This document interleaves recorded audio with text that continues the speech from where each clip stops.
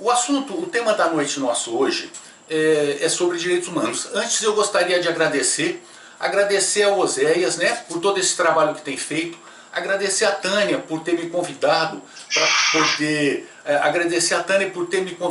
para poder, ir aí no Florencio Aires, né? Agradecer a direção do Florencio e aos professores que estão aqui presentes, meu irmão lá em São Joaquim da Barra e outras pessoas também. Então, o tema seria Direitos Humanos a uma Vida Digna, perspectivas e projeto de vida para a juventude. No ano pouco depois da Primeira Guerra Mundial, alguns países se reuniram e eles criaram a chamada Liga das Nações. A Liga das Nações foi criada para buscar a paz, buscar o equilíbrio, buscar, vamos dizer assim, a convivência pacífica da humanidade. Mas a Liga das Nações não conseguiu cumprir com o seu papel e ela não foi suficientemente, vamos dizer assim, ativa. Então eclodiu a Segunda Guerra Mundial. A Segunda Guerra Mundial nós sabemos do Holocausto, uns dizem que foi 50 milhões de pessoas mortas, outros dizem que foi mais, outros dizem que foi menos. O importante é entender que houve esse Holocausto, que houve essa guerra, que houve essa matança indiscriminada das pessoas. E que isso nada se justifica ou nada justifica essa morte, vamos dizer, em massa. Só de judeus em torno de 6 milhões, cruelmente assassinados, né, por aquela mente doentia que foi acompanhada para aqueles que acreditavam nele, que é o Hitler. Então a gente tem uma marca, uma mancha na história, que é essa Segunda Guerra, a Primeira Guerra e todas as guerras em geral. Nenhuma guerra se justifica, embora dizem, não, mas as guerras se justificam, certo? Mas se ocorre a crueldade nunca se justifica, nunca. E aconteceu muita crueldade, muita maldade, muita coisa assim que fez com que a humanidade assustasse. Aí houve uma nova reunião em torno de 50 países.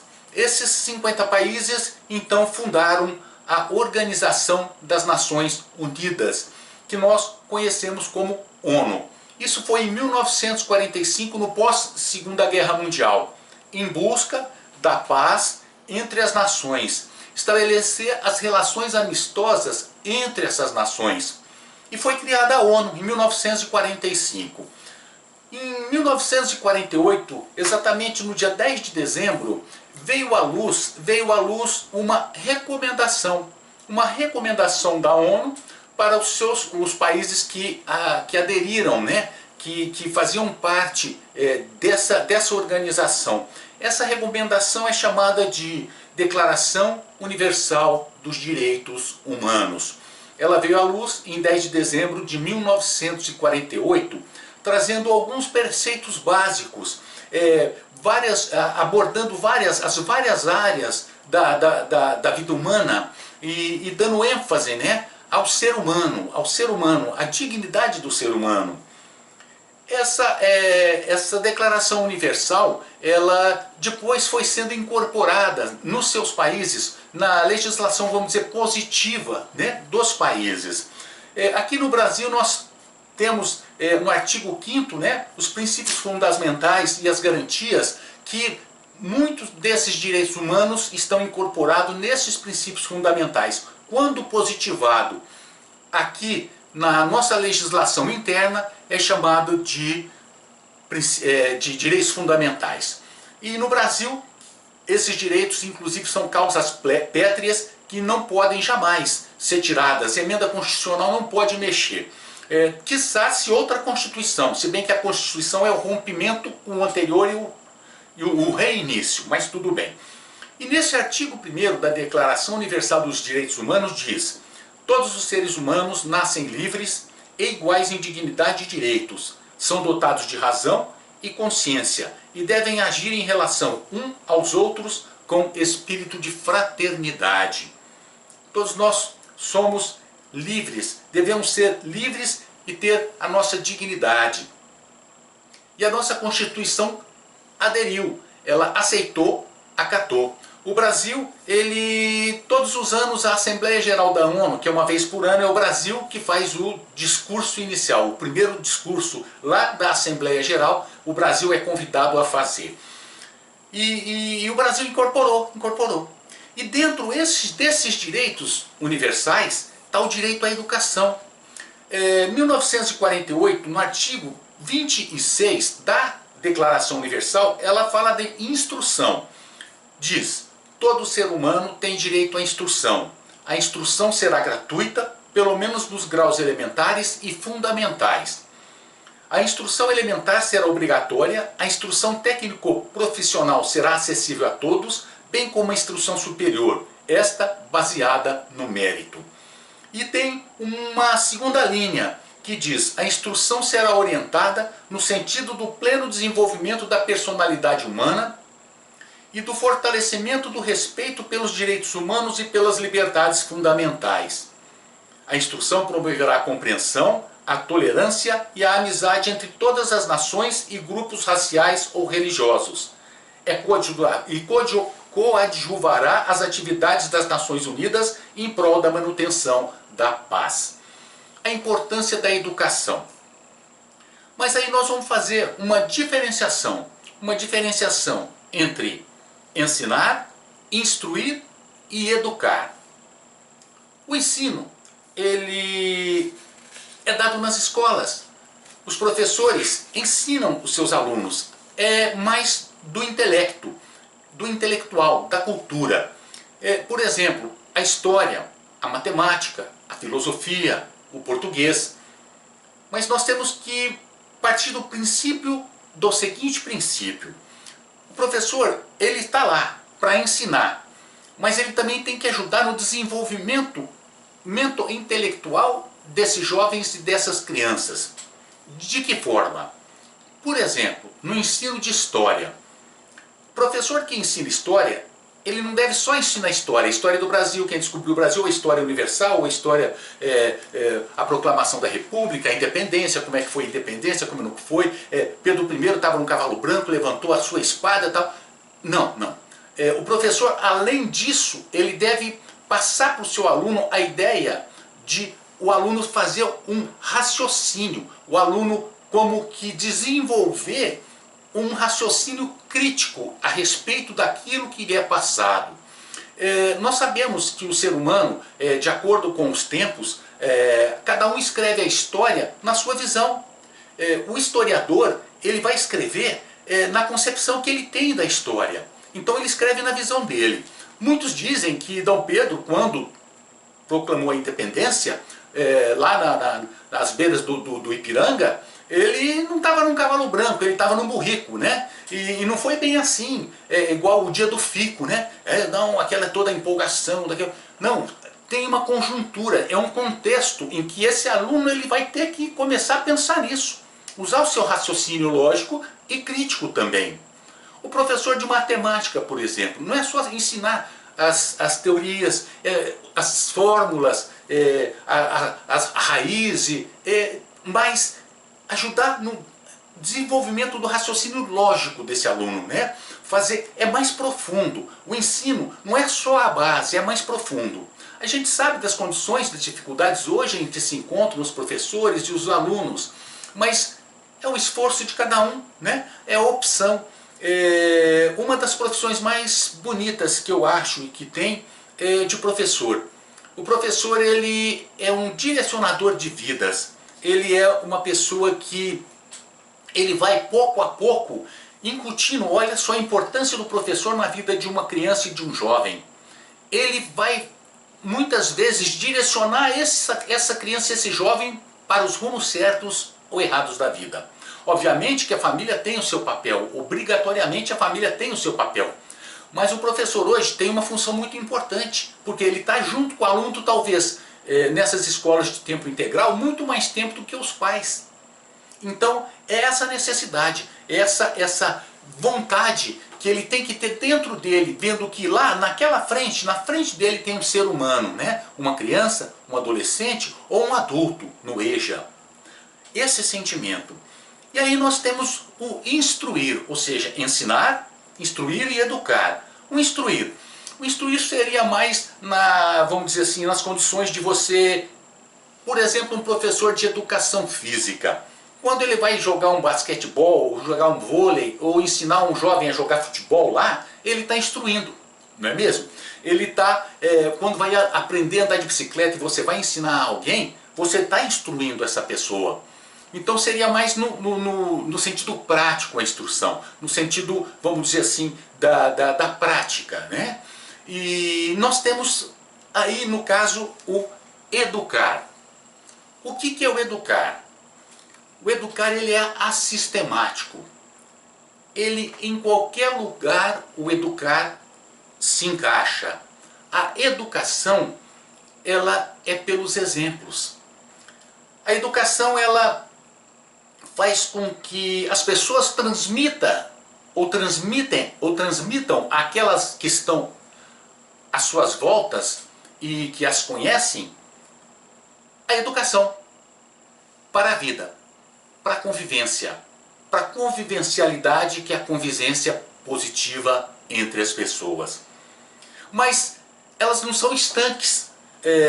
Ensino, instrução e educação. Não, não, não. Elas muitas vezes se conjugam num interrelacionamento, vamos dizer assim, numa interligação, são interdisciplinares, grosso modo. Por exemplo, o professor de química. Quando o professor de química ele dá a teoria para os seus alunos, ele está ensinando, porque ele está passando a teoria, ele está passando passando fórmulas, como é que deve ser feito, o raciocínio para fazer aquelas fórmulas, certo? Aí ele vai para o laboratório. Ele indo para o laboratório para mostrar para os alunos, na prática, como se faz uma experiência, ele vai no laboratório e ele está instruindo aquele aluno. Mas não é só aquele ensino e essa instrução. Quando ele está instruindo este aluno no laboratório, ele também pode educar esse aluno. De que forma? Ensinando uma fórmula, ou aquelas crianças que querem, ou jovens que querem ser químicos, que essas crianças, esses jovens, vão poder produzir remédios.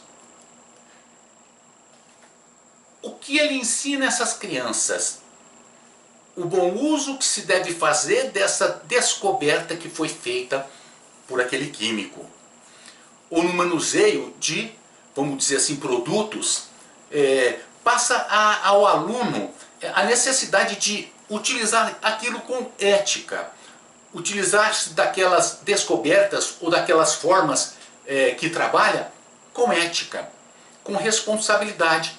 Isso é educar. Então o professor, o que ele está fazendo? Ele está ensinando, está instruindo, está educando. Essa é a função, não só dos professores, mas de todos nós. Todos nós temos a obrigação de, precípua, educar, primeiramente, a nós mesmos, que é a autoeducação. A autoeducação, o que é? É quando você está num sinal de trânsito, você para, não para ser multado, para não ser multado, perdão, mas você para porque é uma regra, e as regras devem ser respeitadas. Ora, eu estou parando, por quê? Porque é uma regra, mas ninguém está vendo. Ninguém está, vamos dizer assim, ninguém está acompanhando, nós não temos um semáforo, nós não temos, vamos dizer, um radar aí que possa captar, né? Eu ultrapassando um sinal vermelho. Não está vindo ninguém mesmo, não, mas eu respeito a regra. É uma regra simples, simples nada. E se de repente você atravessa um sinal vermelho e causa um acidente, quanto desgosto não traz aquilo que poderia ser feito de uma forma correta? Então é a autoeducação. E isso o jovem também pode fazer. Essa autoeducação. Ele pode também ensinar, ele pode instruir e ele pode educar e educar-se. Por exemplo, o jovem, numa classe, ele tem um conhecimento maior de uma determinada matéria. E tem algum amigo que tem dificuldade, ou amiga que tem dificuldade naquela matéria. E esse colega ou essa colega pede para que ele dê uma mão, uma força, ajude-a para poder recuperar ou nota ou entender aquela matéria. Aí esse jovem vai e dá uma aula para aquela colega ou aquele colega. Ele está ensinando. Ele está ensinando aquele amigo ou aquela amiga. Eles terminam o estudo cansados, né? Fala, olha, vamos fazer uma coisa? Vamos dar uma passeadinha na beira-rio? A gente dá uma passeadinha na beira-rio de bicicleta. Eu tenho 2 bicicletas aqui em casa, uma do meu irmão e ele não anda. Fala, aí o colega ou a colega diz, mas eu não sei andar de bicicleta. Fala, não, mas eu te ensino. Essa forma de levar esse aprendizado a essa ou esse colega é instrução. Ele está instruindo aquele amigo ou amiga a andar de bicicleta. Olha a diferenciação das palavras.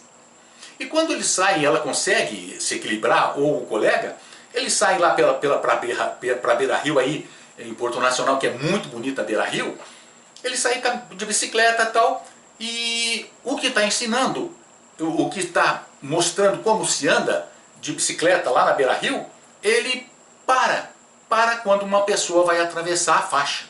Mas o seu colega e a sua colega não, passam direto quando está atravessando uma pessoa na faixa. Aí o que ele faz? Ele chega e fala, olha, não é correto a gente passar na faixa quando tem uma pessoa atravessando. Por quê? Porque ela tem a preferência.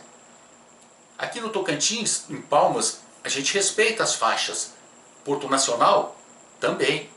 Então quando está passando numa faixa, a gente para que aquela pessoa faça. Ah, mas ele já tinha passado um tanto e eu passei por trás. Não, mas qual é a regra? A regra é você esperar que ele atravesse toda a faixa e você passe. Não, mas não tem problema. Tem problema. Por quê? Porque você sabe que a regra é essa. Por que está ferindo essa regra? Então está educando.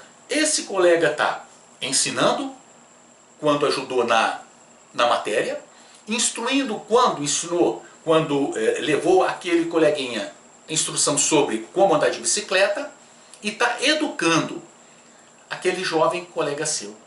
Então todos podem educar, principalmente a autoeducação. Isso é o principal, vamos dizer assim, é o cerne para que a gente possa vencer. Essa autoeducação, ela pode nos levar, muitas vezes, à felicidade, e quando nós não educamos, ao sofrimento e à dor. Como? Quando a gente não tem essa capacidade de entender que nós não somos perfeitos. Essa capacidade de aceitarmos as nossas falhas, os nossos defeitos. A capacidade de aceitarmos as pessoas como elas são. Quando nós nos tornamos rebeldes, nos rebelamos contra tudo e contra todos. Nós estamos a um passo da drogadição e do alcoolismo, além de outras coisas. Porque essa rebeldia, essa raiva que eu tenho do mundo e que eu pretendo me vingar do mundo, eu procuro ferir as pessoas. Ferir as pessoas, os parentes próximos, os amigos. Aí eu adentro a esse mundo que poucas vezes tem um retorno feliz. Por quê? Por falta de entendimento? Não, porque um jovem já tem entendimento. Por falta de diretrizes? Não, porque o jovem tem diretrizes. Às vezes não tem nas suas casas, mas na escola tem os orientadores, tem os coordenadores, tem as pessoas de confiança desses jovens que podem chegar lá e falar com uma pessoa. Quando a Tânia me convidou para ir conversar com alguns jovens aí na escola, no Florencio Aires, eu fui e eu fiquei muito assustado. Foi quando eu fui falar com o Oséias lá no fórum e falei, Oséias, você não tem como me arrumar 1 ou 2 psicólogas voluntárias? Falou, não, doutor Ademar, que voluntário não, nós vamos dar um jeito nisso, nós vamos fazer um programa. Pois olha, o Oséias é uma pessoa que eu vou ser sincero, merece todos os elogios, viu? Não para bajulação, mas para incentivar que ele continue nesse trabalho. E ele foi trabalhando, e ele conseguiu fazer esse projeto lindo que se chama Resgate Jovem. A Tânia também se esforçou muito para isso. Então foi um princípio. E quando eu cheguei naquela classe, eu fiz uma explanaçãozinha. Tinha 20 alunos, era uma classe pequena. Depois 3 aluninhas quiseram conversar comigo. Ficou a Tânia e eu. E essas 3 alunas. Aí elas foram mostrando seus bracinhos, tudo cortadas. Automutilação. Das 3, só uma não tinha ideia suicida. Qual a maior reclamação dessas 3 crianças? Falta de diálogo em casa. Não tem diálogo. Queria conversar com os pais ou com a mãe? Não tem acesso. Uma dessas garotinhas, tadinha, nem família tem. Então e quem eles buscaram? Buscaram a escola. Eles buscaram um apoio na orientadora, na coordenadora e nos professores. Porque eles confiam em vocês. Olha a importância de vocês na vida dessas crianças. Então, quando esse jovem não tem esse apoio lá na sua casa, ele vai buscar na escola ou nos amigos. E se esses amigos estiverem equivocados e rebeldes como eles, a vida deles vão se tornar, as vidas deles vão se tornar um verdadeiro caos. Então os professores eles devem atentar para os sinais e fazer o trabalho que está fazendo. Essas diretrizes são dadas na escola. Eu estava lá com a Tânia. O carinho que ela trata essas crianças e o carinho que essas crianças que estavam lá têm por ela é a confiança. Então a Tânia é uma diretriz. Isso eu estou dizendo da Tânia porque eu tive com ela lá, né? Os outros professores com certeza são também assim.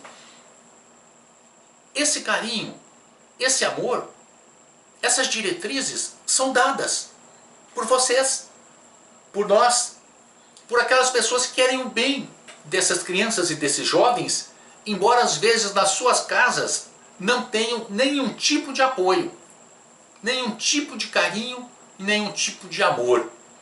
É o álcool, é a droga, é o crime. É real, está aqui na nossa frente. Vocês que são professores sabem disso, está no nosso dia a dia. Então vocês são as diretrizes. E vocês vão dar diretrizes a essas crianças, esses jovens, que com essas diretrizes eles têm uma alavanca para conseguir vencer, que é a vontade. Acreditar neles mesmos. Acreditar que eles podem conseguir vencer todas as dificuldades, as adversidades. Como? O mundo está cheio de exemplos. Tem uma garotinha chamada Malala Yousafzai. Yousafzai, ela é paquistanesa. Desde pequenininha ela gostava de estudar. Seus pais incentivavam o estudo dela e dos irmãos. Lá numa aldeia do Paquistão. E um dia, chega nessa aldeia uma guerrilha separatista chamada Talibã. E esses talibãs começaram a proibir meninas de irem à escola. Não aceitavam, não deixavam. Depois fecharam todas as escolas. Aí o governo conseguiu expulsá-los de lá. E um dia estando no ônibus de estudante, ela e umas amiguinhas, 3 desses talibãs entraram no ônibus, atiraram e na cabeça dela 3 tiros. Malala, à beira da morte, foi levada para o Reino Unido. Porque ela causou todo esse frisson que quando ela sentiu a opressão, ela mandou uma carta para uma rádio TV lá do Reino Unido. E isso correu o mundo. Ela se tornou famosa, uma criança. E isso incomodou. E quando eles foram expulsos, eles não perderam o desejo de vingança. Procuraram Malala e tentaram matá-la. 3 tiros na cabeça. Foi levada para o Reino Unido. Como que foi tirada para que não a matassem. Lá ela ficou entre a vida e a morte por muito tempo. Conseguiu sobreviver. E essa jovem passou a fazer palestras, incentivando o estudo das meninas, das crianças em geral e em especial das meninas. Porque nós não conhecemos, aqui no Brasil, não existe isso. A escola é para todos. Homens, mulheres, meninos, meninas, para todos. Mas tem países que a mulher, a criança, o sexo feminino, não tem a menor condição de vida, são consideradas um nada. Pode-se dizer Irã, Iraque.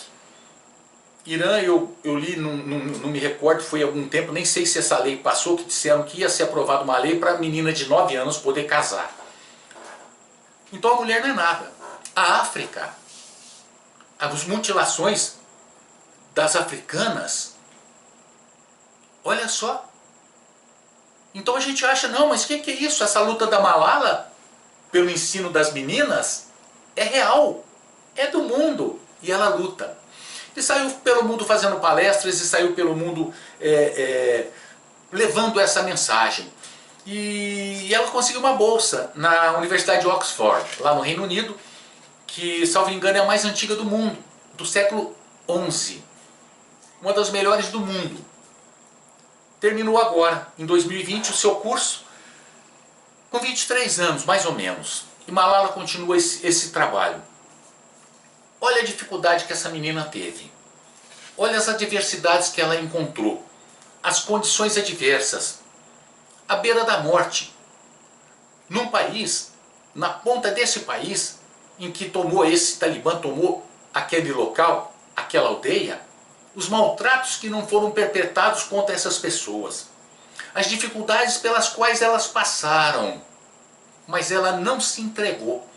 Ela buscou e conseguiu vencer. Apesar de todas as adversidades. Mas a Malala está lá no Paquistão, hoje ela mora no Reino Unido. E Malala recebeu o Prêmio Nobel da Paz, se não me engano, em 2014.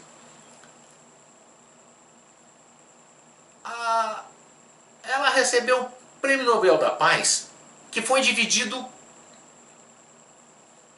olha a força do destino, com um indiano. O paquistanês e o indiano não se dão muito bem.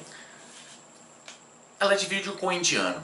Esse indiano ganhou o Prêmio Nobel junto com ela, porque ele saiu pelo mundo lutando contra o trabalho infantil. E levou essa mensagem para o mundo todo. Falou, não, criança não é para trabalhar. Criança é para estudar.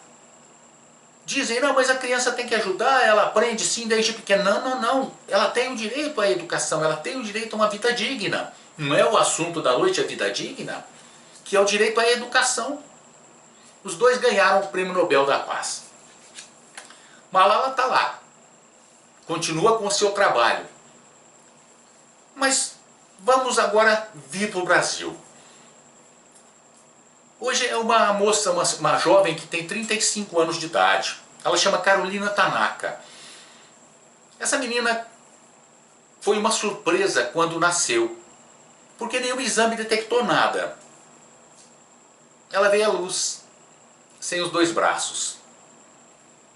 Sem os 2 braços. Com 2 anos de idade, ela começou a aprender natação.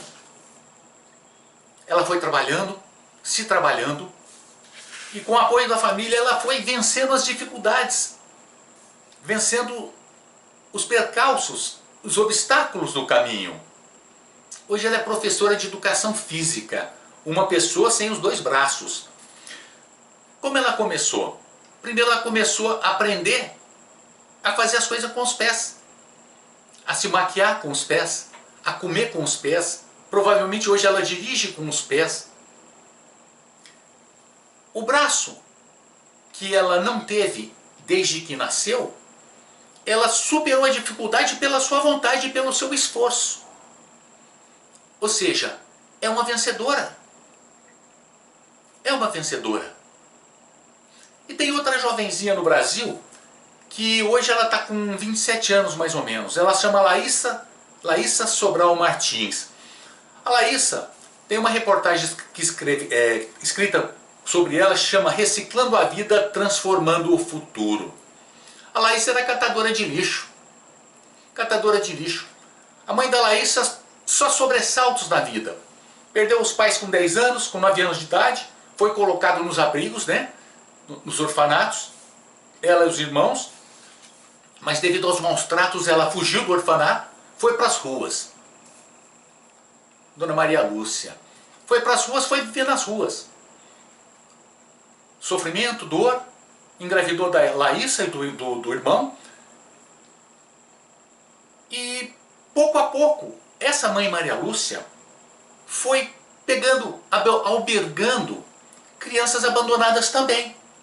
Então ela tinha a Laíssa, tinha o filho, uma outra filha, e foi adotando as crianças. E viveram muito tempo na miséria. E vivem ainda em situação difícil. E um dia a Laíssa e seu irmão foram ajudar um projeto de uns jovens universitários a construir umas casas de madeira naqueles bairros da periferia. Foram lá, ajudaram, e a Laíssa não se sentiu bem, porque ela falava, meu Deus, mas a gente está aqui nesse meio, meu irmão, eles são todos universitários, nós nem o ensino, vamos dizer, médio nós temos. O irmão falou, olha, a universidade para nós vai ser um sonho, nós não vamos conseguir nunca. E ela falou, não, eu vou estudar. Aí ela voltou a fazer o EJA, e ela dormia lá na oficina de reciclagem deles, de lixo, não deles, daquela comunidade. Ela dormia lá, porque era mais perto da escola. Então ela trabalhava o dia todo catando lixos, fazendo a triagem do lixo, e também à noite ia para a escola, voltava e dormia lá no local da reciclagem. Pouco a pouco, aí ela começou a fazer um curso de gestão ambiental numa universidade particular, depois de todo esse esforço. Mas estava ficando difícil para ela. E um dia abriu uma inscrição para fazer a transferência para a USP. Ela falou, como é que eu vou fazer transferência para a USP se eu não tenho nem dinheiro?